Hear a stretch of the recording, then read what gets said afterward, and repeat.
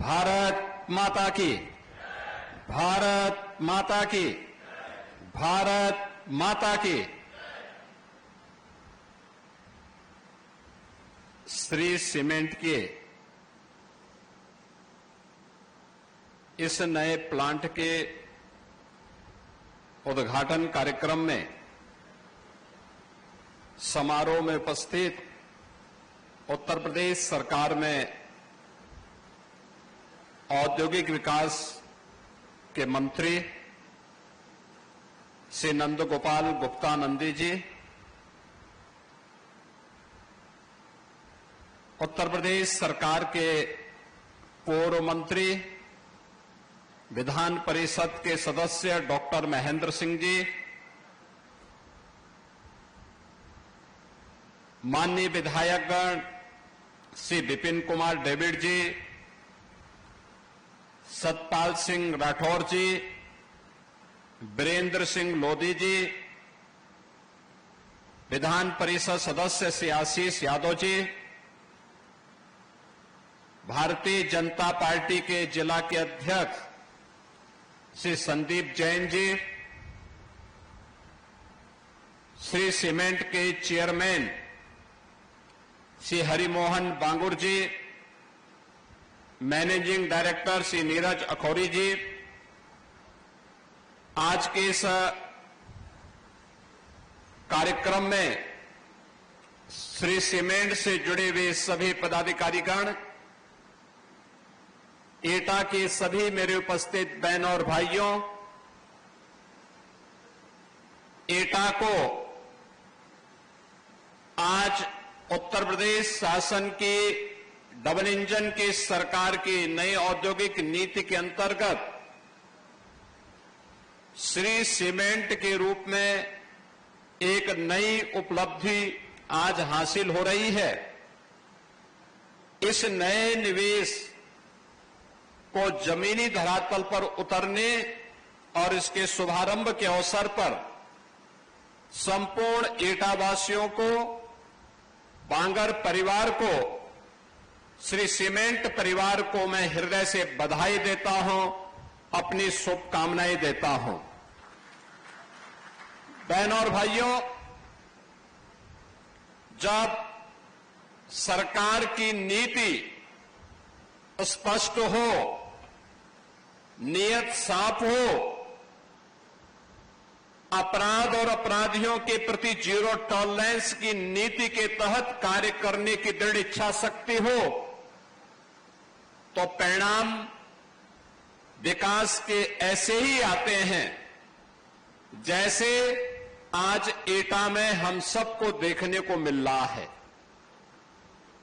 याद करिए, आज से 8 वर्ष 9 वर्ष पहले एटा की क्या स्थिति थी। ये वही एटा है जहां पर माफिया और अपराधियों का बोलबाला था। गरीबों की जमीनों पर दुर्दांत माफिया सत्ता के संरक्षण में काबिज हो जाते थे।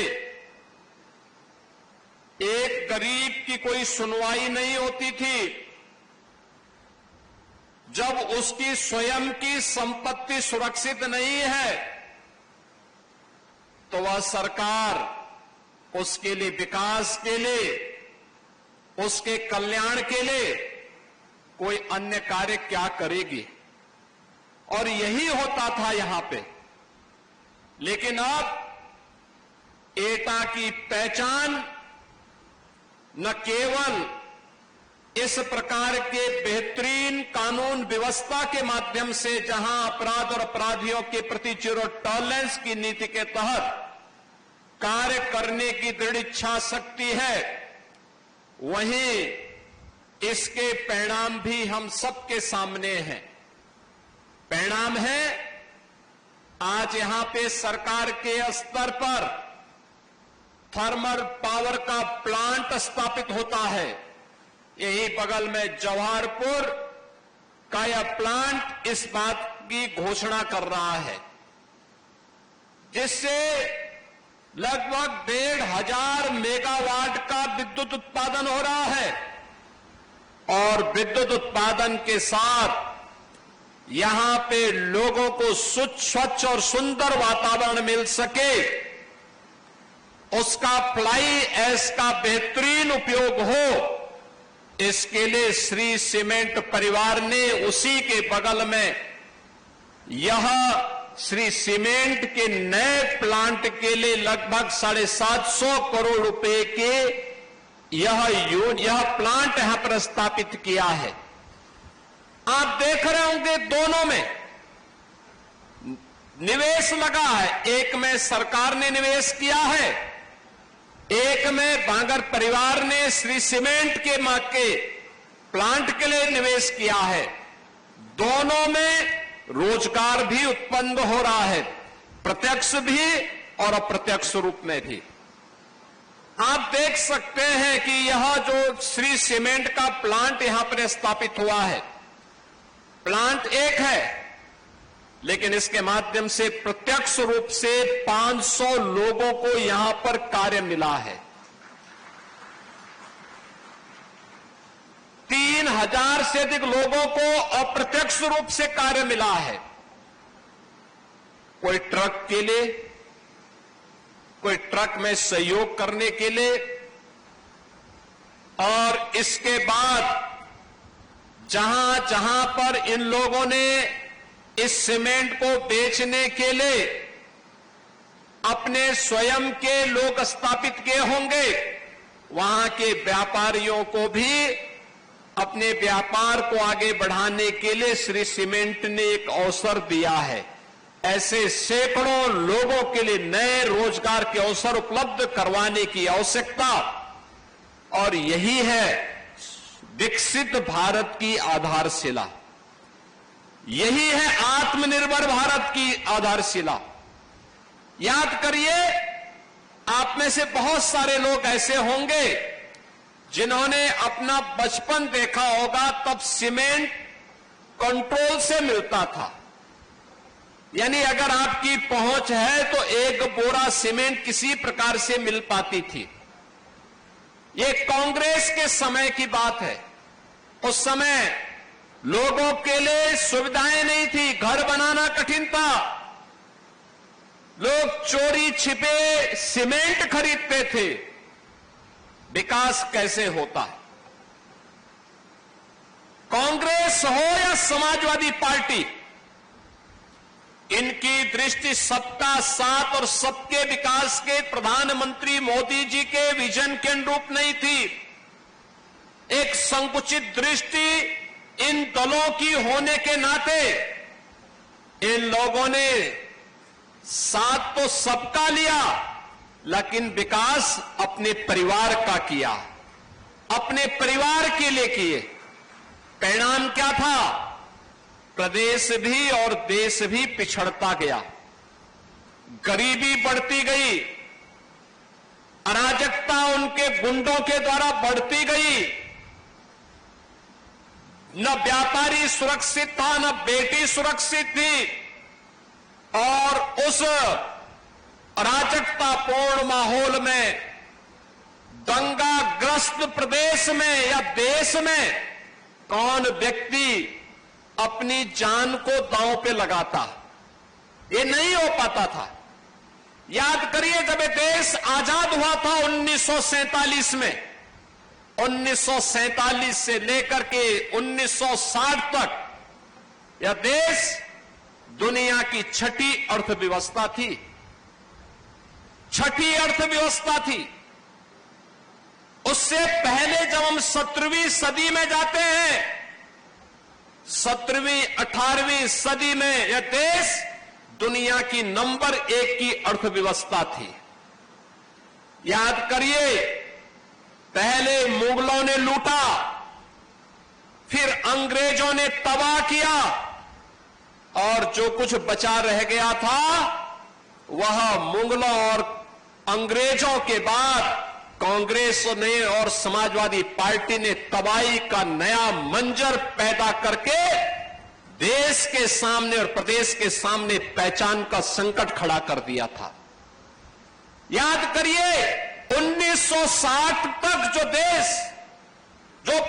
देश दुनिया की छठी अर्थव्यवस्था रही हो, वह देश 2014 तक आते आते आगे बढ़ने की बजाय दुनिया के अंदर हमारा स्थान अब 6 से 11वें स्थान पर आ गया। 11वें में प्रधानमंत्री मोदी जी के समय 11वें स्थान की अर्थव्यवस्था होने के बाद जब मोदी जी ने प्रयास प्रारंभ किया, विकास के माध्यम से एक मंत्र देशवासियों को दिया कि विकास सबका होगा, साथ सबका लेंगे, बिना भेदभाव के हर एक जगह का विकास करेंगे। परिणाम आया, आज भारत दुनिया की चौथी बड़ी अर्थव्यवस्था बन गई है और आने वाले 2 वर्ष में भारत दुनिया की तीसरी बड़ी अर्थव्यवस्था होगा। भारत का तीसरी बड़ी अर्थव्यवस्था होने का मतलब दुनिया के सामने भारत की एक उज्जवल छवि दुनिया के सामने भारत की ताकत का एहसास कराएगा। दुनिया के सामने भारत के लिए अपनी भारत के नागरिकों के लिए पहचान का संकट नहीं खड़ा होगा। भारत ने अगर इस यात्रा को आगे बढ़ाया है तो उत्तर प्रदेश ने भी अपनी इस यात्रा को प्रधानमंत्री मोदी जी के मार्गदर्शन में सफलतापूर्वक आगे बढ़ाने में मदद की और उसे आज जिस बात का हकदार उत्तर प्रदेश था, उत्तर प्रदेश को उसकी उस स्थिति तक पहुंचाने के लिए भरपूर प्रयास किया। पिछले 8 वर्ष में डबल इंजन की भारतीय जनता पार्टी की सरकार के प्रयासों का सुपरिणाम है कि प्रदेश जब हम लोग आए थे 2017 में, यह उत्तर प्रदेश देश के अंदर 7वें स्थान पर गिना जाता था और आज उत्तर प्रदेश देश के अंदर नंबर 2 की अर्थव्यवस्था बन चुका है। बहनों और भाइयों, ये तब हो पाया जब सुरक्षा का वातावरण था। इन गुंडों के खिलाफ, सत्ता पोषित गुंडों के खिलाफ, पेशेवर माफियाओं के खिलाफ जब कार्रवाई हुई तो उस कार्रवाई का परिणाम था कि निवेशकों में एक नई आशा की किरण फूटी। उनको लगा कि नहीं, अब हम सुरक्षित हैं। दंगाइयों के खिलाफ कार्रवाई की गई तो प्रदेश के अंदर लोगों के मन में एक विश्वास पैदा हुआ कि हमें विकास की बात करनी है। और जब यह देश विकास के पथ पर अग्रसर हो, उत्तर प्रदेश अपने आप को उससे अलग नहीं कर सकता है, क्योंकि देश की आबादी का हर 6ठा व्यक्ति उत्तर प्रदेश में निवास करता है। हम उससे अपने आप को अलग नहीं कर सकते और इस दृष्टि से पिछले 8 साढ़े 8 वर्ष के अंदर जो विकास उत्तर प्रदेश के अंदर हुआ है, आज उसने उत्तर प्रदेश को एक पहचान दी है। उत्तर प्रदेश आज उस दिशा में तेजी के साथ आगे बढ़ा है। आज उसी का परिणाम है कि 17 के पहले जिस प्रदेश में कोई निवेश नहीं आता था, जो निवेश था वो यहां से भाग रहा था, आज वही प्रदेश अपने यहां 45 लाख करोड़ रुपए के निवेश के प्रस्ताव लाने में सफल होता है। अपनी सेक्टोरियल पॉलिसीज के माध्यम से, अपनी शुद्ध नियत के माध्यम से उनमें से अब तक 15 लाख करोड़ रुपए के निवेश के प्रस्ताव को जमीनी धरातल पर उतारने में सफल होता है और उसके माध्यम से 60 लाख नौजवानों के लिए नौकरी के अवसर भी उपलब्ध करवाता है। अनुमान कर लीजिए कि अगर एक श्री सीमेंट 3500 लोगों को प्रत्यक्ष और अप्रत्यक्ष रूप से नौकरी और रोजगार दे सकता है, कोई कारण नहीं कि प्रदेश के अंदर 15 लाख करोड़ रुपए के निवेश के प्रस्तावों के माध्यम से 60 लाख नौजवान नौकरी और रोजगार न पा सकते हो। पाया है और आगे भी जो निवेश के निरंतर प्रस्ताव प्राप्त हो रहे हैं, इसमें भी नौकरी की नई संभावनाओं को आगे बढ़ाने का कार्य किया जा रहा है। बहनों और भाइयों, हमें निवेश के इस कार्यक्रम को मजबूती के साथ आगे बढ़ाना होगा। और मैं इस बात के लिए हृदय से धन्यवाद दूंगा उत्तर प्रदेश की जनता जनार्दन को, जिनका आशीर्वाद इस सकारात्मक माहौल में बराबर एक डबल इंजन सरकार के साथ बना रहा, लगातार बना रहा। और उसी अभियान के साथ आपको जोड़ने के लिए ये केवल एक यूनिट का उद्घाटन नहीं, एक प्लांट का उद्घाटन नहीं, श्री सीमेंट हमारे साथ हमारा पुराना उत्तर प्रदेश सरकार का सहयोगी है, जो प्रदेश के अंदर निवेश करने के लिए उत्सुकता दिखाई है। बुलंदशहर के बाद एटा में और पावर रिन्यूएबल एनर्जी के लिए चित्रकूट में भी उन्होंने 40 मेगावाट का अपना प्लांट वहां स्थापित किया है। हमने प्लांट के लिए उन्हें सुविधा उपलब्ध करवाई है कि एक आपको हम ओपन एक्सेस की सुविधा देंगे कि आप पावर वहां जनरेट करिए और खर्च यहां कर लीजिए, हम आपको ये सुविधा उपलब्ध करवाते हैं। परिणाम है कि उनके द्वारा जो ग्रीन एनर्जी वहां बनाई जा रही है, सोलर पावर वहां तैयार की जा रही है, उसका उपयोग करने की सुविधा उन्हें इस प्लांट में यहां उपलब्ध करवाई जा रही है।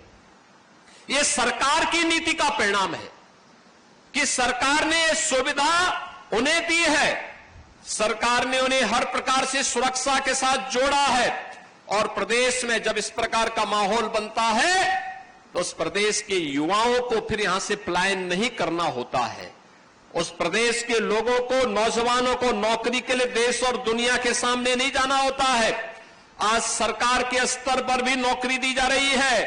अभी हाल ही में आपने देखा होगा उत्तर प्रदेश पुलिस बल में हमने 60,244 पुलिस की भर्ती की। एटा के भी तमाम नौजवान भर्ती हुए। उन नौजवानों को आज अपने ही प्रदेश में बिना भेदभाव के नौकरी मिल रही है, बिना चेहरा देखे हुए नौकरी मिल रही है। अगर योग्य है उसको प्रदेश में नौकरी मिलेगी, योग्य है वह सरकारी नौकरी पाएगा, योग्य है निजी क्षेत्र में अच्छे पैकेज के साथ नौकरी पाएगा, योग्य है उसको सरकार तमाम प्रकार की सुविधाएं देकर के स्वयं का उद्यम स्थापित करने के लिए प्रेरित कर रहा है। मुख्यमंत्री युवा उद्यमी स्कीम अभी हम लोगों ने लागू की है। मुख्यमंत्री युवा उद्यमी स्कीम के माध्यम से अब तक उत्तर प्रदेश में जनवरी से लेकर के अब तक 70,000 नौजवानों को हम लोगों ने ब्याज फ्री और गारंटी मुक्त ऋण की सुविधा उपलब्ध दिया है और मार्जिन मनी भी उपलब्ध करवाने का काम किया है, जिसके माध्यम से उनके द्वारा निवेश के कार्यक्रम को, नए उद्यम स्थापित करने की दिशा में वे लोग आगे बढ़े हैं। आज एटा की पहचान जब पावर प्लांट से, नए सीमेंट के प्लांट से और अपनी परंपरागत उद्यम यहां के वन डिस्ट्रिक्ट वन प्रोडक्ट के माध्यम से जलेसर के घुंघरू और घंटे से हो रही है। हर मंदिर में, हर देव स्थान में जब कोई व्यक्ति किसी देव उपासना के लिए कोई घंटी बजाता है, कोई घुंघरू किसी संगीत के महफिल में बजाता है या किसी मंदिर में कोई घंटा बजाता है, तो हर व्यक्ति का स्मरण हो पाता है कि मैं एटा से है और जलेसर से है। जलेसर की पहचान और एटा को एक नई पहचान मिलती है। यानी आपके बगैर देव मंदिर की पूजा भी अधूरी और आपके बगैर किसी